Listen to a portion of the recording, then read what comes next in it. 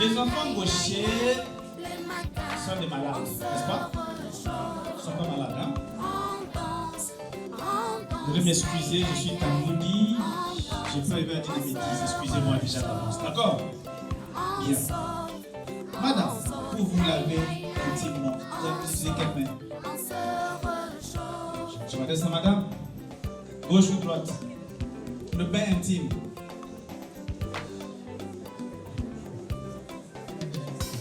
Mes amis, savez-vous la gymnastique comment? Vous êtes gauchère? Vous êtes gauchère? Ah bon? J'étais pas debout. La camille. Comment donc? Madame Michel, gauchère ou droitière? Votre bain intime avec quelle main? Éteignez-vous. Avec la main droite. Pas de problème. Elle est droite, main intime, main droite. Pas de problème. Madame gauchère ou droitière? Allons-y. Balancez les bras. Non. Vous êtes gauchère? Soulevez les pieds. Elle n'est pas gauchère, mais main intime avec quelle main? Tout le monde. Marchez Pourquoi la main comme gauche? des soldats. Marchez comme des soldats. Dites-nous les ancêtres. Marchez comme des soldats. Oh oui! Pourquoi est-ce que nos mamans font le pain intime avec la main gauche? Vous voulez la réponse? Vous voulez la réponse? Bien. Cette histoire est arrivée, ça date des années, des siècles. Hein? Normalement, c'est Leonardo da Vinci qui a des problèmes. Cet artiste Leonardo da Vinci, c'est lui qui a des problèmes. Lorsqu'il a dessiné la scène du jardin d'Éden, il a montré Ève remettant la pomme à Adam avec la main gauche. Et là, les gens ont conclu que c'était la main de la malédiction. Et c'est comme ça que les musulmans, déjà, n'utilisent pas le bébé hygiénique. Lorsqu'un musulman fait le sel et l'eau, et c'est avec la main gauche. Et la main gauche a évolué ainsi. Et les uns l'ont qualifié main des choses sales. Ok? Et en lingala, on dit le boko. Oui, le boko. Ça vient d'où cette notion de boko? Ça vient d'où? Entre moi, Sina Mobadi, qui est fort, c'est l'homme. Arrêtez, hein?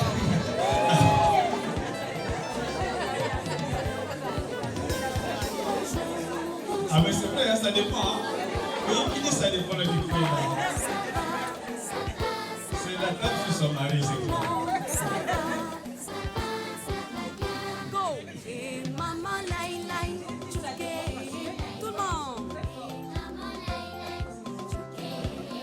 La force n'a pas qu'à taper, hein. C'est soulever, c'est transporter, c'est vrai, hein? Oui.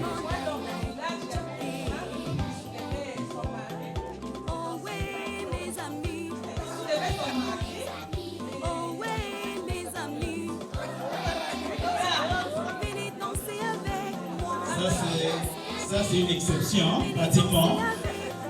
Alors, comme... Il y a un homme qui réagit là. Même un premier micro. Monsieur Denis, merci. Il me fait la force, mon cher. Oui. Alors, il se fait que... Comme on dit que moi si elle est faible, alors qu'en réalité, la femme n'est pas faible. Vous savez ça? Vous savez ça? Que les femmes sont fortes plus que nous.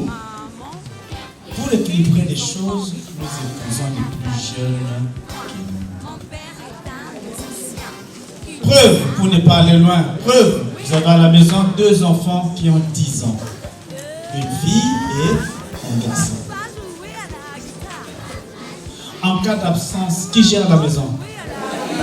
Le garçon fait quoi? Courir, il joue, tout ça. À 10 ans, le garçon est encore irresponsable. Tandis que la fille, elle est déjà, n'est-ce pas? Et c'est ça. Messieurs, femme faible, quand Dieu a créé l'homme et qu'il devait tirer la corde pour créer la femme, tu dormais, non? Qu'est-ce que Dieu a dit à la femme avant ton réveil? Mystère. Oh oui. Je voulais que tous les hommes qui sont ensemble plus pour les femmes. Les hommes jaloux. Les hommes jaloux.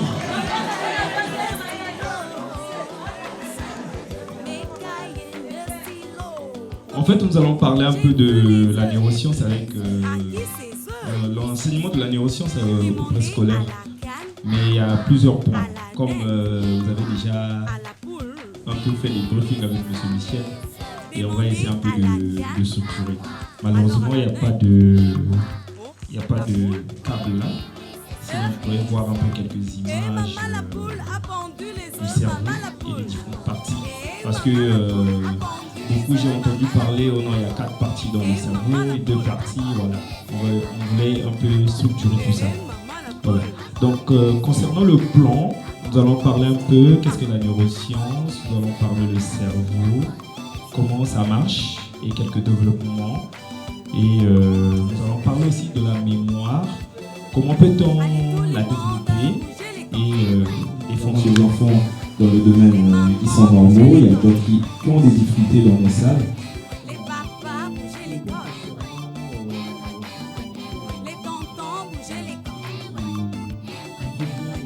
Les tantines bouger les cordes. A pondu les œufs, maman la poule. Et maman la poule. Mais trop vite. Voilà. Vous allez tout doucement. Et maman Ouais, donc, on dit souvent la perception agit, penser, réfléchir. C'est un peu difficile.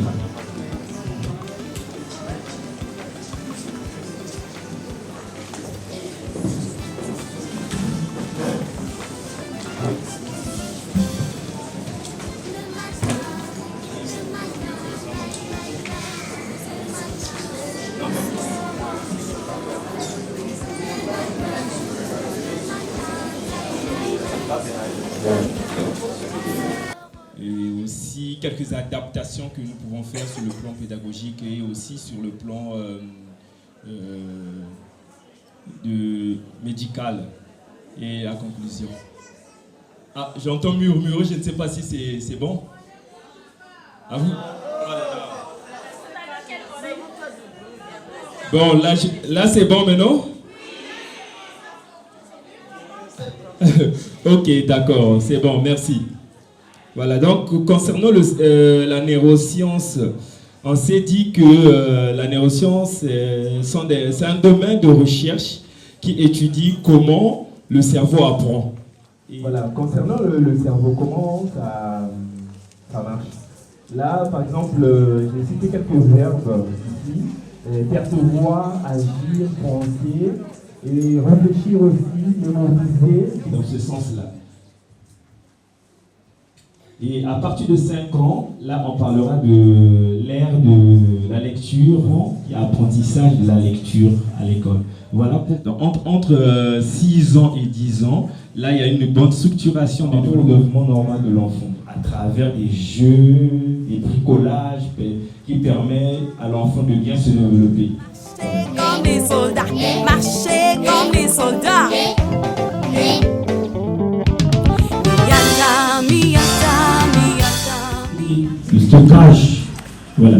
Et après, il faut cela améliorer les capacités de la mémoire.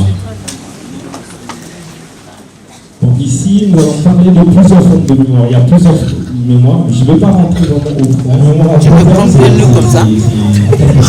Lorsqu'il fait la mémoire procédurale, ça c'est des questions c'est des mémoires, c'est ça la mémoire.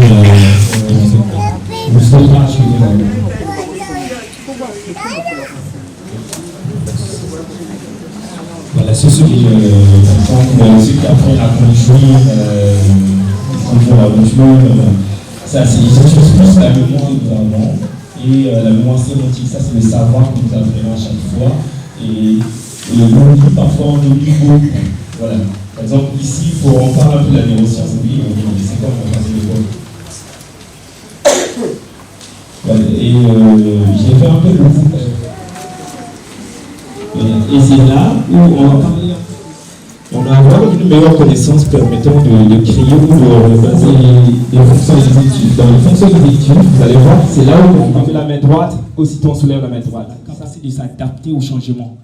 Un enfant qui est au premier rang, on lui dit d'aller s'asseoir au dernier rang. Il y a plusieurs points dans les fonctions exécutives. Et c'est, par exemple, la planification qui n'est pas là. On va voir ça. C'est ces fonctions-là qui nous aident à résoudre ces problèmes. Attention au niveau là. Bon, il y a certains, on va rentrer la partie pathologique après. Et là, c'est la capacité d'atteindre un niveau d'éveil. Voilà, la partie rouge. L'attention, c'est très très important. L'attention à l'enfant de suivre une information, ce que nous sommes en train de dire. Voilà. Et le point, par exemple, la motricité de façon générale chez l'enfant, que ce soit parfois, il y a la motricité fine et la motricité fine. Voilà. Donc le contrôle de mouvement de tout le corps. Voilà. Et il y a la partie bleue, là c'est la perception. On perçoit, l'enfant perçoit. Nous déjà, par exemple, avec les neurologues, un enfant en difficulté, lorsqu'on va faire des scanners, tout ça, on voit toutes ces parties-là. On sait que c'est cette partie qui est touchée et comment remédier, soit sur le plan médical, soit sur le plan soutenu, il y a la tension partagée, il y a la tension auditive et la tension visuelle, elle n'arrive pas à gérer. Et faire un dessin, il y a certains qui vont couper toute une feuille, parfois une petite partie sur la feuille. Voilà, on avance. Bon, j'ai défini la dysphagie, dyslexie, TADA, les multidys et les têtes. Les conflits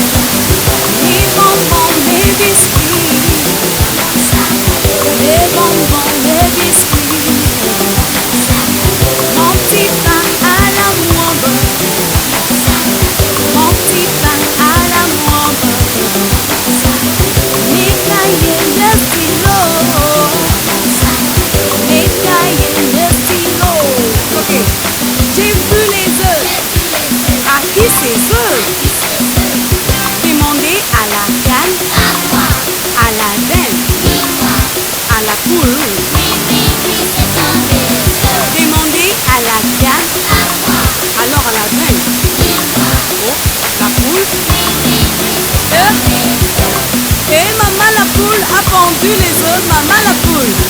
Et maman la poule a pendu les œufs, maman la poule. Et maman la poule. Et maman la poule.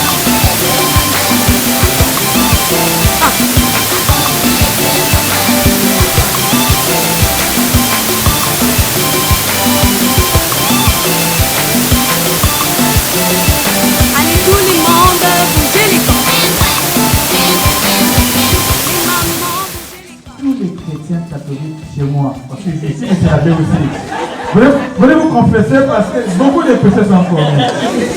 Madame, j'ai vu sur beaucoup de travaux d'enfants. Le pays du croix, moi, honnêtement.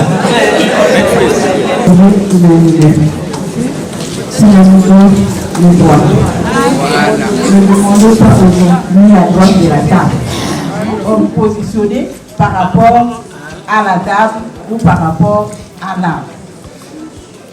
Mais l'objet ne se déplace pas.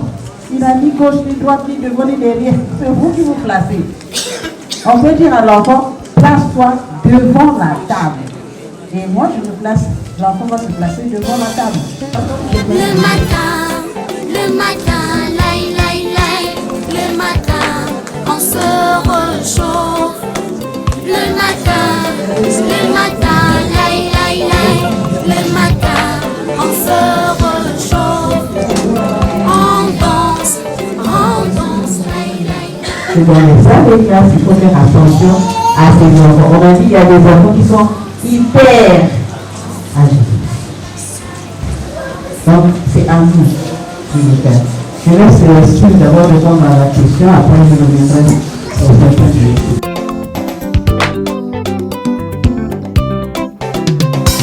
Mes amis, savez-vous la gymnastique comment? Oui, et oui, nous la connaissons. C'est un peu, enfin, il y en a toujours, mais c'est un peu relégué pratiquement. Nous sommes au niveau du quotient émotionnel. Alors, c'est justement ça le grand problème. C'est une question qui me angoisse un peu. Ça fait des années. Voilà. Mais il y avait un élève dans ma classe. C'était un élève très intelligent. Vraiment, il faisait mieux. Nous rencontrons beaucoup de difficultés avec ces enfants-là. Vous leur posez des questions, mais en retour, quand ils retornent, c'est des balbutiements. Et l'enfant a du mal à bien s'exprimer. Vous avez parlé sur les adaptations pédagogiques de finalité. Laissons-le agir, il est intelligent, il a des capacités.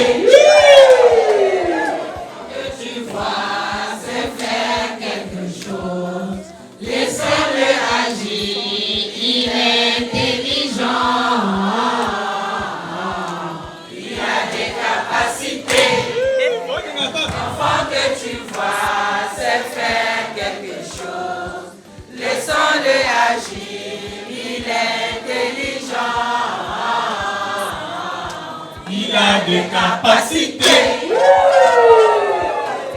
Bon, merci Steve, merci.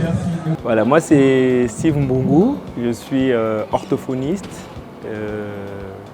Donc j'ai été invité ici pour partager un peu mon expérience que j'ai pour la petite enfance. Hein. En fait, le sujet clé, en partant de thèmes, nous avons parlé un peu de la neuroscience, et comment on peut intégrer ça dans le système pédagogique, l'enseigner. Et à cela, on se dit que pour aider les enfants, il faut partir à travers les jeux. Tenir compte du rythme de l'enfant, faire plusieurs jeux pour aider l'enfant à développer son intelligence, pour aider l'enfant à développer ses capacités.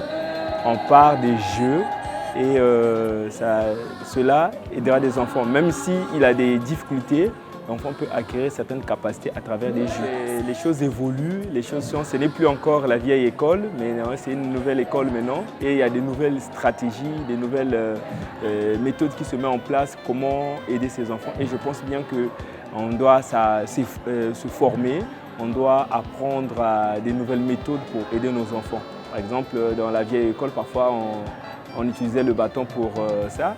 Et là, actuellement, ce n'est pas ça. On demande que tout le monde a le droit à l'éducation, tout le monde a le droit à avancer, à utiliser ses capacités. Et cela, on demande souvent que l'usage de jeu, l'apprentissage dans le jeu, c'est très très important pour essayer d'amener l'enfant à avoir les capacités. Les encadrants sont très très ravis, ils sont très contents déjà de ce que nous avons fait part. Et ils ont beaucoup appris, ils ont posé pas mal de questions. Ça, c'est déjà, on sent qu'ils veulent savoir. Et ils ont vraiment la quête de la connaissance, quoi. Voilà. Et ce qui est bien, j'étais très ému de voir cette diversité des personnes qui viennent des différents horizons. Et c'est vraiment très important et c'est très très riche. Oui, moi je crois bien parce que beaucoup se sont posés des questions et je pense bien qu'ils ont compris le vif sujet que nous avons partagé ensemble, que l'enfant c'est pas seulement vraiment l'amener à comprendre, il faut partir de ce que l'enfant aime aussi. Voilà. Je pense qu'ils ont beaucoup appris et étant donné qu'il y a eu beaucoup de questions de compréhension, ils ont voulu comprendre le sujet même. Et je suis très ravi à la fin, et avec beaucoup d'applaudissements. Et je pense bien que c'est important. Et comme on s'est dit que non, c'est une continuité. C'est le premier tour, mais je pense bien que c'est une continuité. On continue toujours à se chercher, on reste ensemble et on se partage les connaissances. Je suis Madame Lucie. Je suis agent de la DPS, je suis chef de bureau des activités des apprentissages. Ce que j'ai retenu en quelques mots sur ce qu'il a fait, les neurosciences, j'ai retenu que le cerveau a deux parties qui sont l'hémisphère gauche et l'hémisphère droite. Sur ce, l'évolution du cerveau s'arrête à l'âge de 25 ans. Dans mon domaine, ce cours m'a éclairci. Dorénavant, les difficultés que j'avais en transmettant mes connaissances à ces petits-enfants, je crois qu'au sortir de ce séminaire, je vais améliorer les enseignements par rapport à tout ce que nous avons appris au cours de ce séminaire. Oui, je suis inspectrice chef de la circonscription préscolaire dans le département de la Sangha. Et aujourd'hui, je suis à Pointe-Noire pour un séminaire. Ce que nous avons reçu aujourd'hui sur les neurosciences, nous a parlé de beaucoup parce que ce que l'expert nous a ajouté, surtout sur le cerveau de l'enfant. Et au préscolaire, nous travaillons surtout sur la psychologie et ce que nous a ajouté aujourd'hui, ça nous a épargné aujourd'hui beaucoup parce que quand une éducatrice travaille un enfant, peut faire les bonnes choses en classe, l'enfant est violent. Alors c'est un parent qui peut, la maîtresse peut penser que l'enfant là peut être bandit, mais la maîtresse n'a pas la maîtrise de cet enfant là. Or aujourd'hui là, avec ce que nous avons appris sur le cerveau de l'enfant, la neuroscience, ça nous a édifié beaucoup comment on doit se comporter vis-à-vis des enfants. Est-ce que l'enfant là agit parce que l'enfant est maltraité à la maison par ses parents? Est-ce que l'enfant est maltraité par la maîtresse? Donc tout cela, ça joue un rôle de la tête. C'est la tête que nous allons bien regarder sur le psychomotricité de l'enfant d'abord. Et la neuroscience nous a édifié beaucoup dans là. Chez moi, dans mon département, j'ai 8 centres. Dans les 8 centres, j'ai emmené 7 directrices plutôt. Ceux qui sont restés là-bas, je suis là pour aller rendre ce que je suis venu apprendre. Donc, je ne suis pas venu apprendre pour garder, je suis venu apprendre pour aller rendre.